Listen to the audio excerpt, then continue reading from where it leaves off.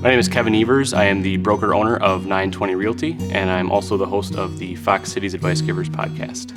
When I got started in my career, there were plenty of professionals that I wanted to seek advice from, but wasn't quite comfortable reaching out to them. And the few that I did, I found that they're very willing to help and always willing to give up time. A few weeks ago, a young agent reached out to me and asked if I would meet up with him for coffee. In the email, he put that he's a young agent, he has nothing to offer me, but he was just hoping that I would give him some of my time. And it reminded me of a younger version of myself. I thought the same thing. I'm young, I have nothing to offer you, but I would love to meet and get some ideas from you. When we set the meeting up, I told him, I'll meet with you, but in the future, if you ever send an email like this to people, you don't say that, because it doesn't matter how old you are, it doesn't matter how experienced you are, you have something to offer. I learned just as much from him as he learned from me, so there's value in everything, not just experience.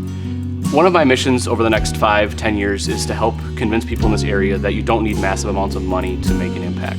For years, I watched large corporations make big donations to local charities, and I often sat there and thought that, someday when I have that much money, I will donate as well. And it wasn't until I was on the other side, my wife and I experienced a personal tragedy a few years back, and people reached out to help us. And it wasn't necessarily monetary, it was messages, small gifts. And I realized the flaw in my thinking originally was that you needed to donate massive amounts of money to make an impact, and second, that it needed to be monetary at all. Having the perspective of being on the other side, I get the most fulfillment seeing and knowing personally the impact that I'm able to make through those actions. I think my biggest motto is, don't let other people define what success is. I think early on in life, I saw success as a certain income level. I'm successful when I make this amount of money per year. And what I found is, no matter what that number is, eventually you're going to get to it. And that's not success, because then you just move on to the next one. Success becomes a higher number.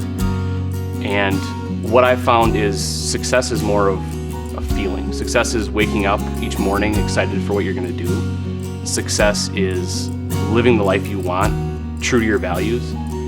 Success is something that you need to define yourself.